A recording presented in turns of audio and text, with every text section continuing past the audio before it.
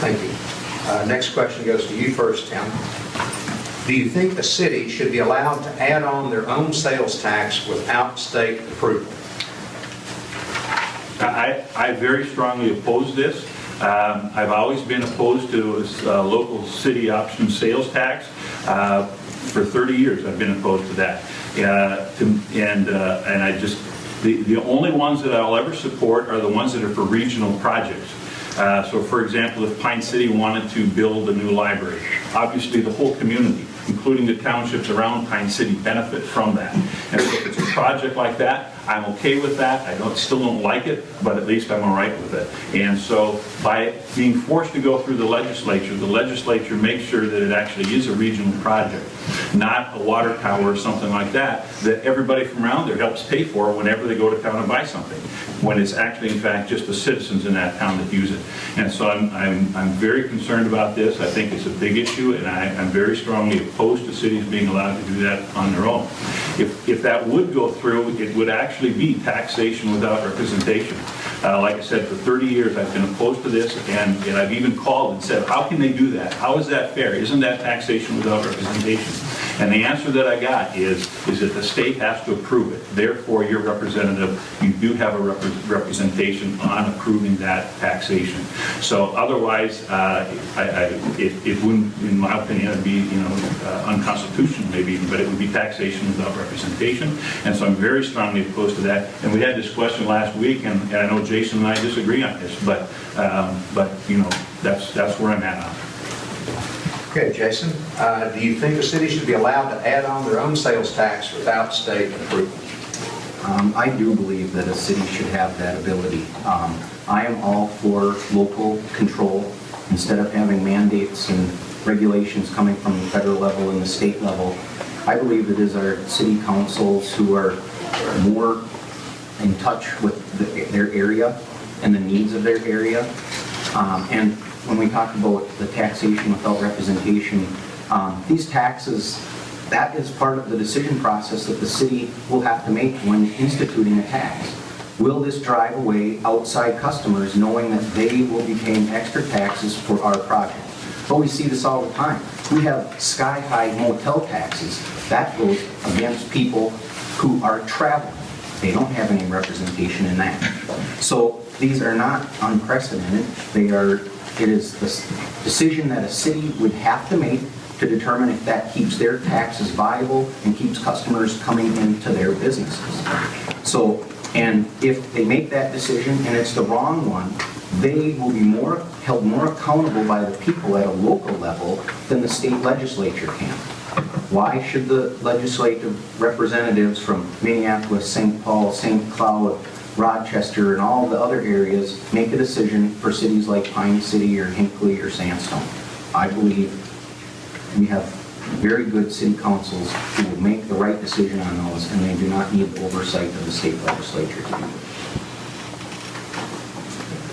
Thank you. Comes around to you. First up this time, Jason. How do you feel about Sunday sales of beer and wine in grocery stores? That is an issue that I really have no opinion one way or the other on.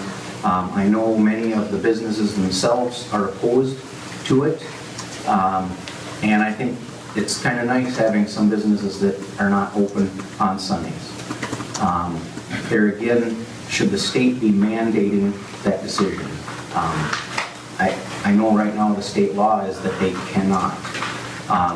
So if the businesses themselves were the ones asking for that to be removed, because I would be essentially in favor of removing state control of such issues, I would support that. But right now it appears that the industry itself is not asking for that, so I don't see any need in addressing it or changing it. Tim, how do you feel about Sunday sales of beer and wine in grocery stores? In grocery stores? Correct. I've always been opposed to Sunday liquor sales, but I've always looked more at liquor stores rather than in grocery stores. So I guess that makes it a little bit different question. But I have to say that in the last 2 or 3 years, I've had numerous amount of people more telling me, we need to do this. This should be legal. If I want to have a bottle of wine with my dinner tonight, I should be able to go and get one. And if I forgot to pick it up yesterday, why should I not be able to do that? And so, and one of the people that, made a compelling argument that we should do this actually was one of the business owners that is selling beer and wine.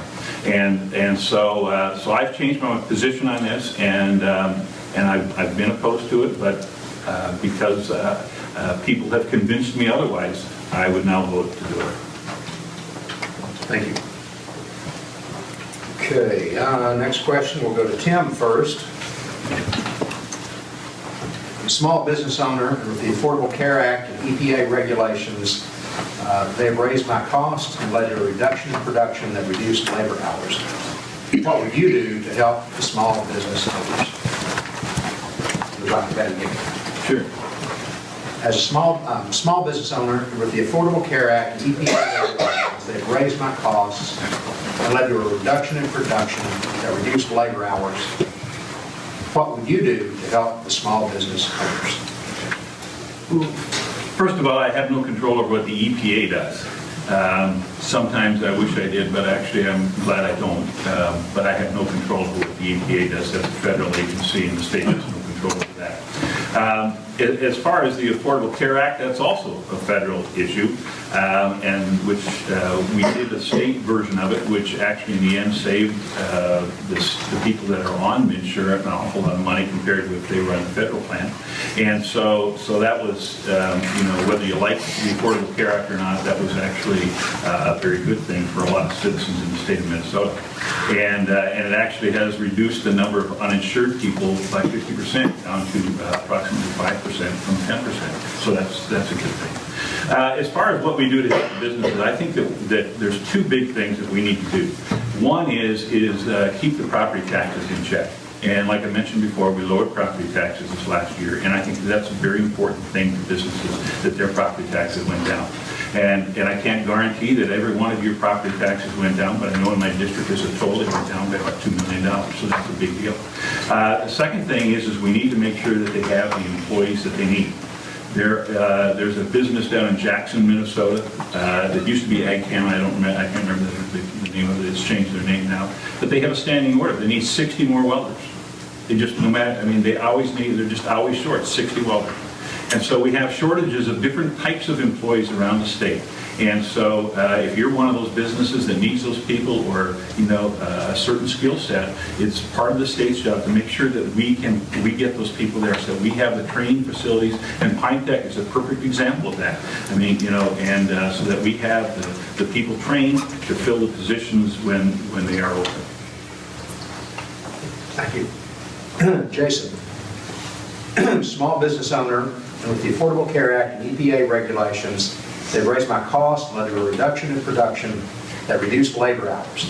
What would you do to help the small business owners? Well, like Tim mentioned, two that were mentioned are both federal issues, but the state has gotten involved with the Affordable Care Act through MNsure. And some of the statistics that were mentioned, I don't agree with. I've never heard the 10% uninsured in Minnesota before. The statistics I've heard is that we were one of the states with the highest insured that there were, and that the costs that we put into MNsure and the way it rolled out and it's failed, the way the website crashed, that created a lot of burden on people, which may be part of what this individual is talking about. And it is a lot of these mandates and regulations that the state puts on businesses that we really need to look at. They really, really take a lot of man hours to conform with all the paperwork needed, and that does cut the production for small business. And if we are going to look at our small towns to be able to attract businesses and make them viable, we have to make sure that they can be profitable as well. We're not going to have entrepreneurs coming to our center here looking to grow a business and start a business if there is no prospect of making a profit. So we have to be willing to make sure that our businesses can thrive, and getting out of the way sometimes is the best way to do that. Should we get rid of all regulations? Absolutely not. But we do have excessive ones that make it very, very difficult for businesses to get going and to conform with everything that they must do in the office. So I do believe that to keep our businesses successful and growing, we have to be willing to trust them that they're going to do what's right. And their employees and others, like the unions, and they will keep tabs of them. I don't think it's like it was back in the early 1900s during the boom, when everyone saw that greed to grow business at no matter what the cost.